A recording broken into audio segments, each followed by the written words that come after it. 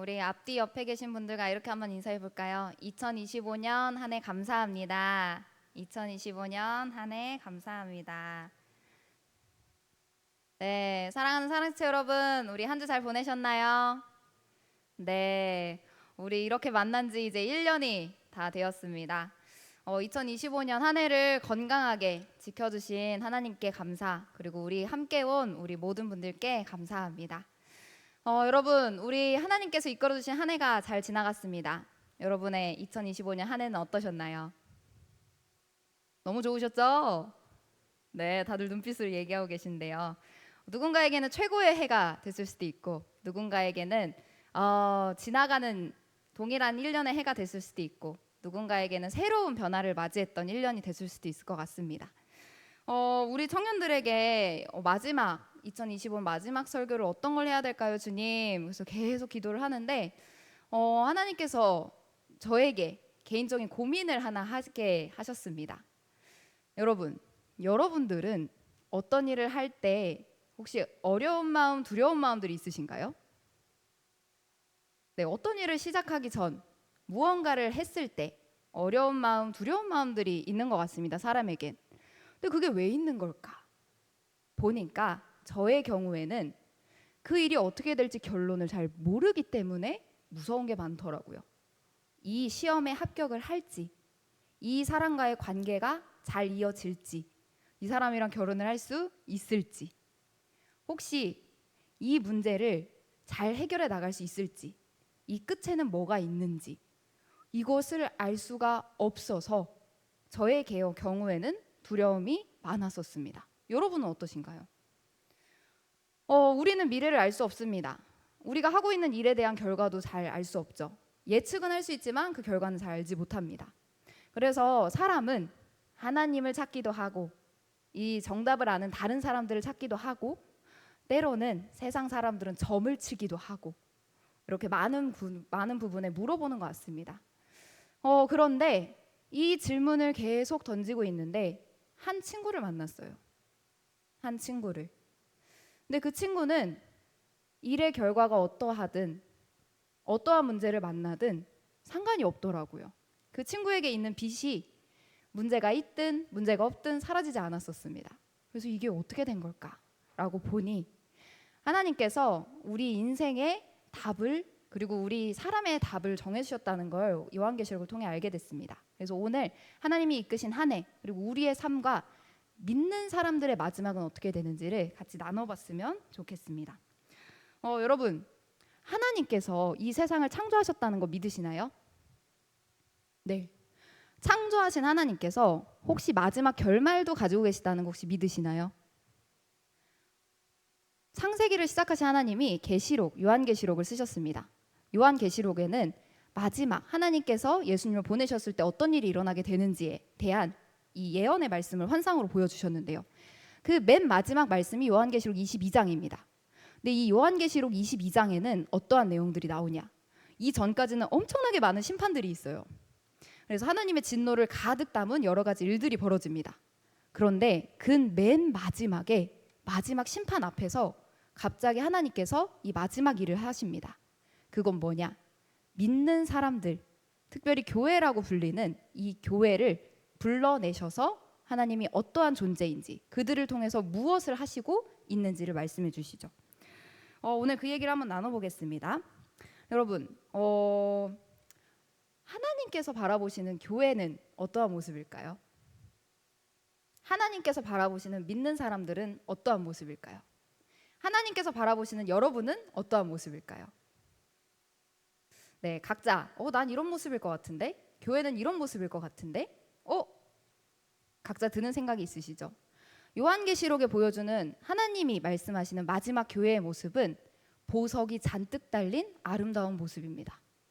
하나님이 말씀하시는 교회, 하나님이 바라보시는 믿는 사람들, 하나님이 바라보시는 우리의 모습은 마지막 그 모습은 보석이 잔뜩 달린 아름다운 모습이었습니다. 어느 정도냐? 이 하나님이 보여주시는 이 마지막 성 예루살렘이 하늘에서 내려오기 시작을 하는데요. 이 예루살렘 성은 믿는 사람들, 구약과 신약, 지금의 교회 모든 사람들을 포함합니다. 근데 그 교회의 모습을 보니 12대문이 있는데 12대문마다 진주가 달려 있고 밑에는 다 보석으로 돌이 깔려져 있습니다. 또한 이 모든 문 사이에 순금으로 된 벽들이 쌓여져 있어요. 그리고 그곳에 보니까 그 안에는 성전을 볼 수 없다고 말합니다. 우리 요한계시록 같이 한번 읽어보도록 할 텐데요. 네, 우리 요한계시록 21장 말씀을 한번 틀어주세요. 네, 우리 요한계시록 21장 22절의 말씀을 같이 한번 보겠습니다. 우리 예루살렘 성의 마지막 모습입니다. 시작. 성 안에서 내가 성전을 보지 못하였으니 이는 주 하나님 곧 전능하신 이와 및 어린 양이 그 성전이심이라. 마지막 때에 하나님의 거룩한 성 예루살렘이 내려옵니다. 이 예루살렘은 하나님이 바라보시는 믿는 자들, 교회, 신구약의 모든 사람들을 의미를 하는데요. 그 사람들의 모습은 보석이 주렁주렁 달려있는 아름다운 모습입니다. 근데 그 성 안에 보니 사람들이 살고 있는데 성 안에 성전을 보지 못했다고 얘기해요. 근데 왜 성전을 보지 못했을까? 먼저는 하나님과 어린 양이 성전이시기 때문입니다. 자, 그리고 두 번째, 이 특징이 한 가지가 더 있습니다. 이 거룩한 성 예루살렘은 성전이 없는 것과 두 번째 23절, 해와 달, 빛이 필요가 없는데요. 23절 같이 한번 읽어보겠습니다. 시작. 그 성은 해나 달의 비침이 쓸데없으니 이는 하나님의 영광이 비치고 어린 양이 그 등불이 되심이라. 마지막 성 예루살렘은 아름다운 모습, 그리고 성전이 없는 모습, 그리고 빛이 필요가 없는 모습입니다. 왜 빛이 필요 없냐? 하나님의 영광과 어린 양의 이 등불, 하나님의 영광이 빛이 되시고 어린 양이 등불이 되셔서 해와 달이 빛이 필요가 없다는 거죠. 그래서 밤에는 온통 밤이 없기 때문에 이 대문을 닫아두지 않아도 됩니다.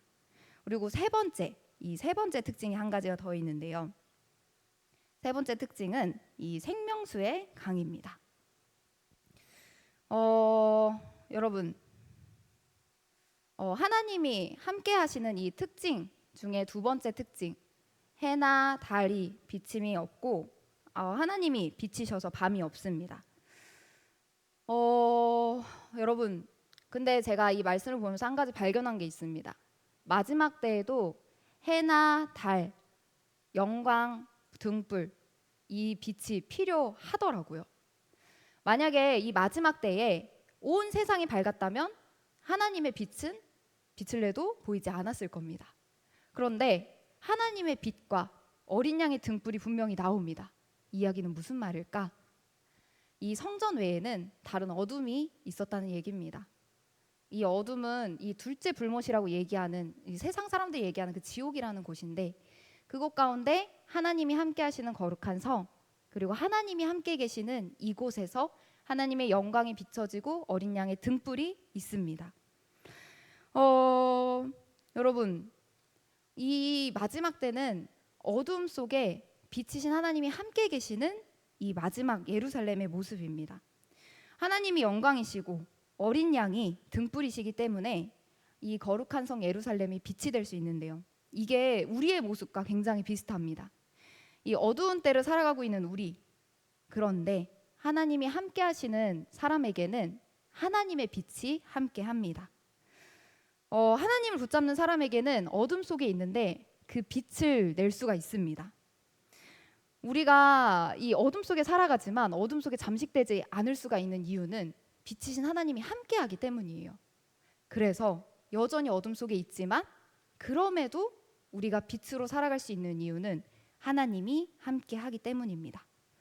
요한일서는 이 어둠을 죄로 표현을 합니다. 요한일서 1장 6절 그리고 6에서 8절은 우리가 겪는 죄들을 어둠이라고 표현을 하고 있어요.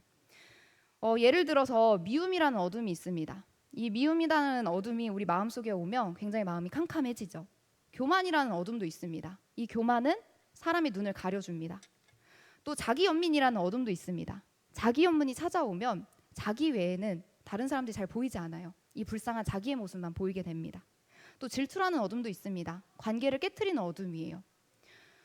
세상과 그리고 마지막 때와 똑같이 어둠은 그대로 있습니다. 우리 마음속에도 때로는 이 어둠 같은 부분들이 있습니다. 그런데 그럼에도 이 어둠에 완전히 잠식당하지 않을 수 있는 이유는 빛이신 하나님이 있기 때문입니다.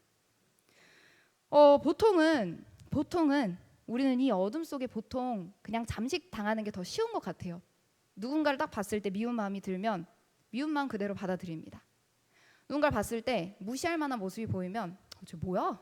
야, 내가 더 낫네 라는 교만한 마음이 들기도 합니다. 나에게 스스로 불쌍한 마음이 들면 나도 모르는 순간 나를 불쌍하게 여기는 하나님 앞에 모습 말고 내가 보는 그 연민에 빠지곤 합니다. 또 질투라는 이름에 나 스스로를 넣곤 하죠. 이게 밤의 모습입니다. 그리고 이 모습을 따라가다 보면 결국 성경에서 이야기하는 모습의 끝을 다루는데요.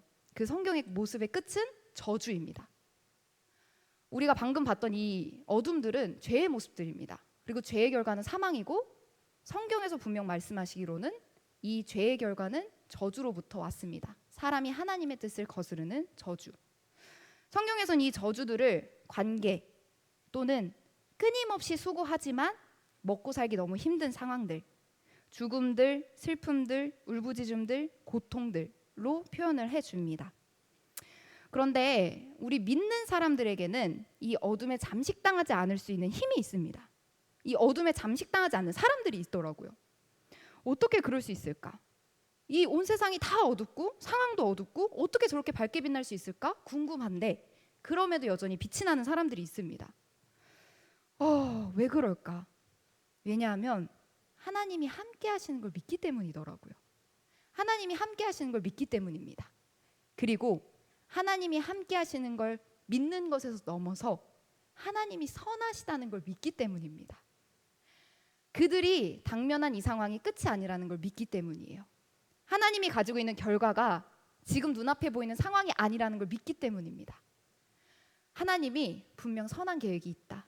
하나님의 분명 선하신 뜻이 있다. 이게 결과가 아니다. 이게 끝이 아니다. 이게 믿는 사람들의 믿음입니다. 그리고 이게 오늘 마지막 계시록 22장 이 새 예루살렘 성으로 얘기해주고 있는 것입니다. 모든 심판과 모든 어려움들, 어둠들이 가득한데 그곳에서 하늘에서 하나님이 예비하신 거룩한 성 예루살렘이 내려와요. 그리고 그곳에는 하나님이 함께 계십니다. 빛으로 있고요. 수많은 아름다운 장식들과 하나님이 바라보시는 것들이 있어요. 이건 무슨 뜻이냐? 하나님이 예비하신 마지막 결과는 보이는 심판, 보이는 어려운 상황들이 아니라 하나님이 예비해 주신 아름다운 하나님과 함께하는 이 새 거룩한 성, 아름다운 예루살렘, 교회, 이 마지막 하나님의 새 하늘과 새 땅이라는 겁니다. 우리가 바라보는 상황들 있죠. 어려운 것들이 있습니다. 하지만 하나님의 계획이 여기서 멈추지 않았다. 하나님의 끝은 선하시다. 이게 끝이 아니다. 이게 바로 어떠한 상황 속에서도 빛을 낼 수 있는 하나님을 믿는 사람들의 모습입니다. 그리고 재미난 건 성경은 이런 빛이 있는 사람, 이런 빛이 있는 교회, 하나님이 함께 하시는 교회에 사람들이 따르고 오히려 좋은 것들이 따른다고 이야기를 해줍니다. 우리 계시록 21장 24절 같이 한번 읽어보도록 할게요. 계시록 21장 24절입니다. 시작. 만국이 그 빛 가운데로 다니고 땅의 왕들이 자기 영광을 가지고 그리로 들어가리라. 이게 갑자기 뜬금없이 나와서 무슨 말인가 하는데 23절에 보면 이 성 얘기가 나와요. 아까 그 해나 달이 비침이었고 왜냐하면 하나님이 빛이 되시기 때문에 그 성에 온통 하나님의 빛으로 가득 찬 겁니다. 그리고 24절로 넘어가면 이 빛이 있는 이 거룩한 성 예루살렘, 우리로 치면 교회, 믿는 사람들에게 어떤 일이 일어나냐? 만국, 모든 민족의 모든 사람들이 그 빛 가운데로 오기 시작해요. 여러분, 우리 핫한 장소 잘 찾으시죠? 인스타, 디저트, 뭐 카페, 옷가게 핫한 장소 잘 찾으시죠? 요즘에는 SNS가 있어서 더 잘 아시는 것 같아요. 근데 마지막 시대는 얼마나 더 발달이 될까요? 모든 민족, 모든 만국이 빛이 있는 곳이 무엇인지 압니다. 하나님의 영광이 있는 곳이 무엇인지 알아요. 그것을 찾아서 그 가운데로 옵니다. 사람들이 몰려오는 거예요. 그리고 그 몰려오는 사람들이 또 어떤 일을 하냐? 좋은 것들을 가지고 옵니다. 자, 땅의 왕들 자기 영광을 가지고 들이로 들어가리라. 각 나라마다 자랑하는 것들이 있습니다. 자랑하는 명예들이 있어요. 누군가는 어떤 나라는 문화가 될 수도 있고요. 어떤 나라는 뭐 노래가 될 수도 있고, 어떤 나라는 음식이 될 수도 있습니다. 어떤 나라는 국가, 그 안보, 어떤 뭐 미사일이 될 수도 있고요. 각 나라마다 가지고 있는 영광은 다 달라요. 그런데 각 나라마다 자기가 가장 소중하고 가장 자랑할 만한 하고 다른 사람들이 보기에 멋지다라고 얘기하는 것들을 가지고 들어온다고 합니다. 어디에? 하나님의 빛이 있는 그 거룩한 성 예루살렘이에요. 이게 하나님의 빛이 있는 곳에 일어나는 일입니다. 우리에게도 똑같아요. 하나님의 빛이 있는 곳에 어떤 일이 일어나냐? 뭐 저렇게 만국 모든 사람들이 몰려오고 막 각자 영광을 가지고 막 재물을 바치진 않겠죠. 하지만 성경은 분명히 이야기합니다. 성경은 빛이 있는 사람, 빛이 있는 교회, 하나님이 함께 하시는 곳에 사람들이 따른다고 이야기를 해요. 그리고 오히려 좋은 것들이 따른다고 이야기를 합니다.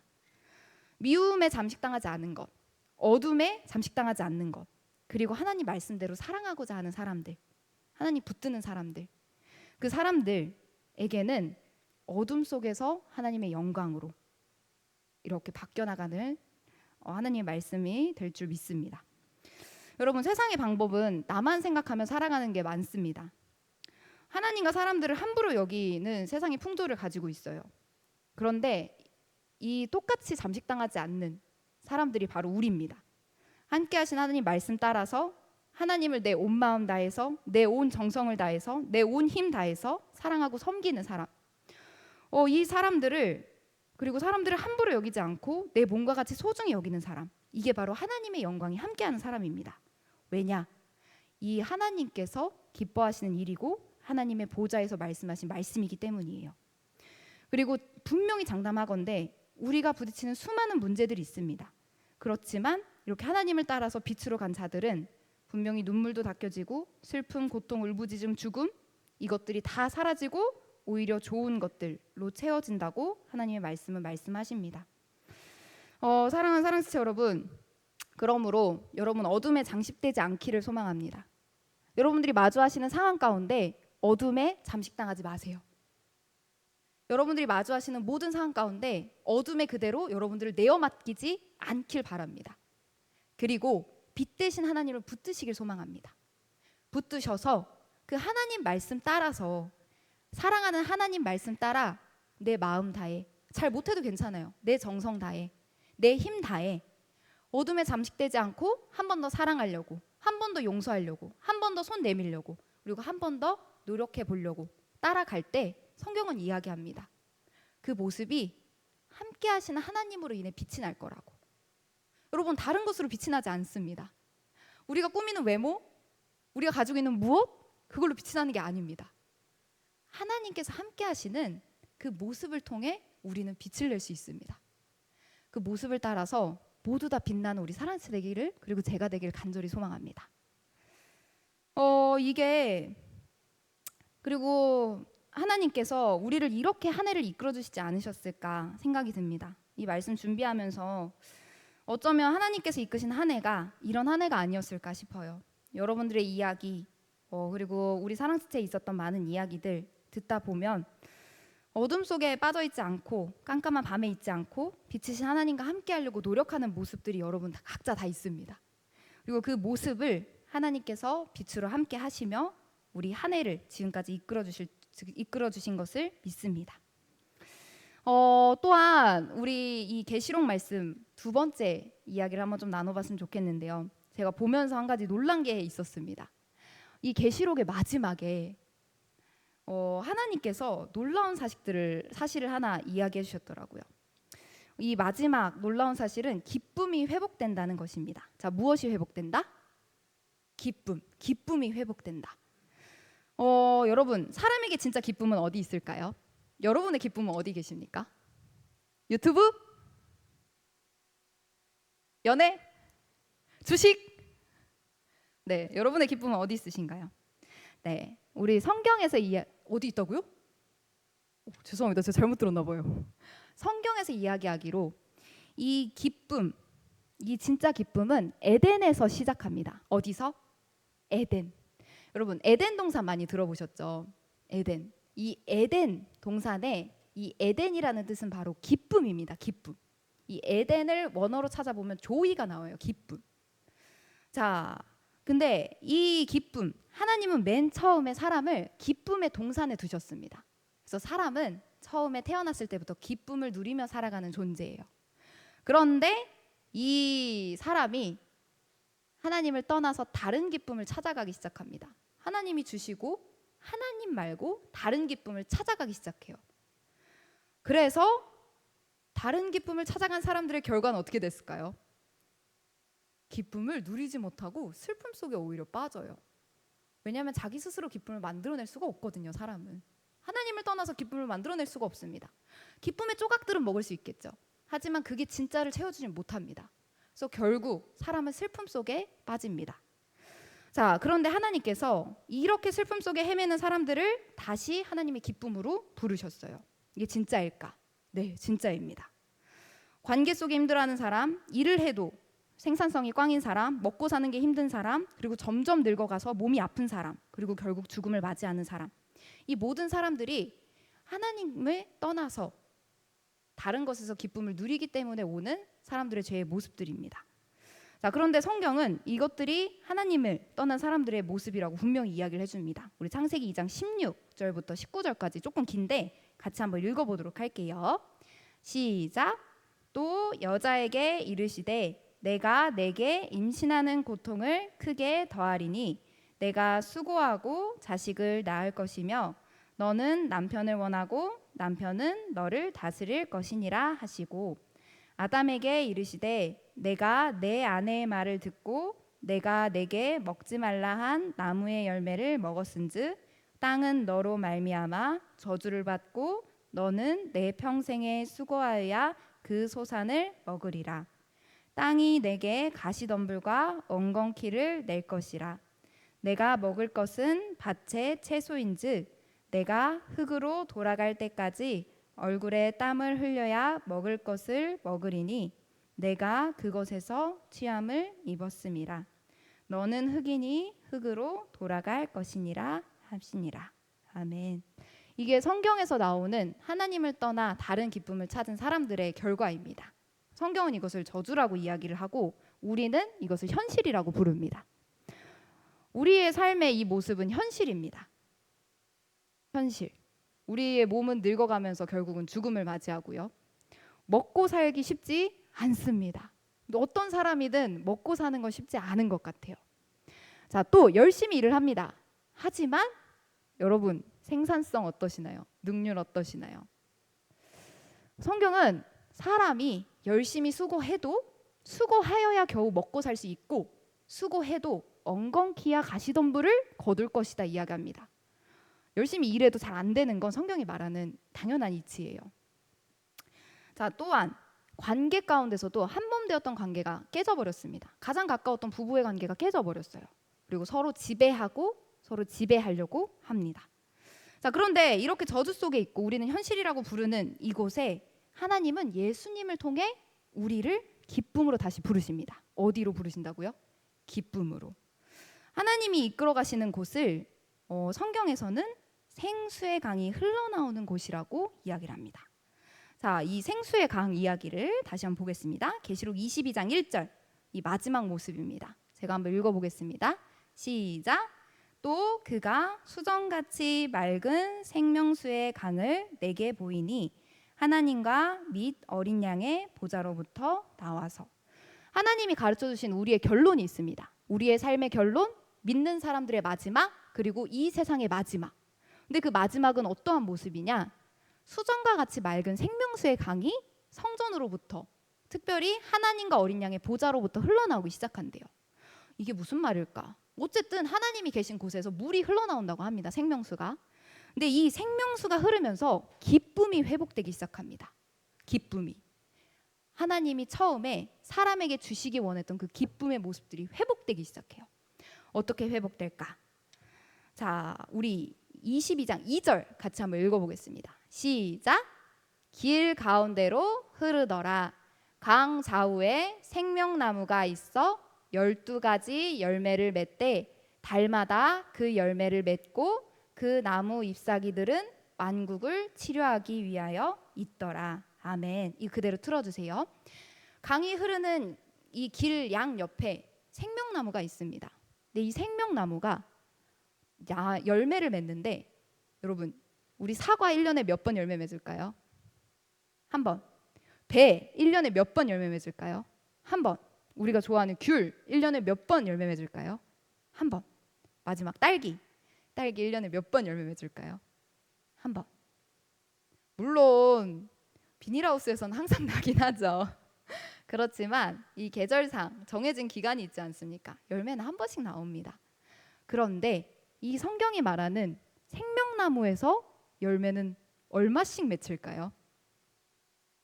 한 달에 한 번씩 맺힙니다, 여러분. 여러분, 귤 제주도에서 1년에 한 번 나와서 온 대한민국을 다 먹이거든요. 그런데 생명나무에서는 한 달에 한 번씩 나온다고 합니다. 그러면 그걸로 얼마나 풍성한 음식을 우리가 먹고 살 수 있을까요? 자, 또 그 열매를 맺고 그 나무 잎사귀들은 만국을 치료하기 위해 있더라. 생명나무에 달려있는 잎사귀들은 모든 나라에 다 다른 치료법이 있는데 모든 나라에 적용되는 치료를 할 수 있는 치료제입니다. 어떤 병이든 치료하고 아픔을 해결합니다. 게다가 마지막입니다. 이 나무가 무슨 나무이죠? 생명나무입니다, 여러분. 생명나무. 하나님과 죄를 짓고 떨어져서 사람은 어떠한 삶을 살게 됐냐? 죽음을 맞이합니다. 그런데 하나님이 마지막에 주셨던 선물은 생명나무를 통해 하나님과 영원한 삶을 살게 하십니다. 다시는 저주받을 일도 없고요. 하나님과 예수님이 함께 하시고 영원히 함께하며 하나님을 예배할 수 있는 삶입니다. 그런데 이 물이 어디서 나오냐? 하나님의 보좌, 예수님의 보좌에서 나옵니다. 여러분, 보좌로부터 흐르는 물이 생명수로 쭉 나와서 모든 생명나무를 통해 사람을 풍성하게 만들고 치유하게 합니다. 이 모습은 어떠한 모습이냐? 우리의 삶 가운데 보좌이신 하나님께서 보좌에 계신 하나님이 말씀하신 이 말씀이 우리 가운데 흘러와서 그 말씀을 따라 순종했을 때 동일한 생명수와 하나님께서 열어가시는 생명의 열매들이 있는 것입니다. 그래서 그 말씀을 따라서 순종하고 그 순종함으로 인해서 하나님의 보좌 가운데 흘러나오는 수많은 물들, 그 물들이 우리의 삶 가운데 부딪힐 때마다 가난했던 곳이 풍성해지고 어려웠던 곳이 해결되어지고 아팠던 곳이 나아지고 그리고 우리 삶 가운데 멈췄던 것들이 영원하게 이어지게 되는 놀라운 은혜들이 이 에덴의 기쁨을 하나님이 말씀하십니다. 하나님이 말씀해 주신 우리의 결론이 있습니다. 우리의 삶의 결론, 우리가 당하고 있는 일의 결론, 그리고 믿는 사람들의 마지막의 결론이 있습니다. 그 마지막이 오늘의 계시록 22장 2절. 그것은 뭐냐? 멸망이 아니라 영원한 생명. 실패가 아니라 영원한 기쁨. 죽음이 아니라 영원한 생명. 메마름이 아니라 풍성함. 아픔이 아니라 치료. 여러분, 우리가 이제는 이 말씀을 진짜라고 생각한다면 각 상황에 부딪힐 때마다 한 번씩 생각해 보시길 소망합니다. 지금 내가 부딪히는 이 상황이 진짜 끝일까? 지금 내가 만나고 있는 이게 진짜 결론일까? 지금 내가 보고 있는 이 결론이 마지막일까? 하나님의 결론은 이렇게 말씀하십니다. 그게 끝이 아니라 더 아름다운 새하늘과 새 땅, 예비해 주신 가장 선하신 길이 있다고요. 그리고 그 선하신 길은 기쁨입니다. 생명의 강이 넘칩니다. 그리고 하나님이 함께 하시는 빛이신 곳입니다. 그래서 우리의 삶의 문제 가운데, 어둠 가운데 잠식되지 말고 두려워하지 말고 하나님이 함께 계시기 때문에 선하심을 믿으며 그대로 함께 가시길 소망합니다. 그렇게 한 해를 정리하셨으면 좋겠습니다. 여러분 가운데는 이 한 해를 돌아보시면서 이렇게 풍성하게 이끄신 여러분들도 있을 테고 그리고 여전히 그렇게 이끌어 가시는 분들도 있을 겁니다. 하지만 여전히 함께 하시고 이렇게 이끌어 가신 하나님을 발견하시고 감사하시고 그 말씀 따라서 또 다시 살아가시는 새해가 되기를 소망합니다. 이 말씀을 담고 있는 찬양이 있어서 가져와 봤는데요. 우리 같이 한번 찬양해 봤으면 좋겠습니다. 아마 처음 들으신 곡일 수도 있는데 찬양 가사 묵상하시면서 우리 하나님께서 다시는 밤이 없다고 이야기하십니다. 그래서 이 말씀 따라서 우리의 삶 가운데 밤이 없음을 선포하면서 나아갔으면 좋겠습니다.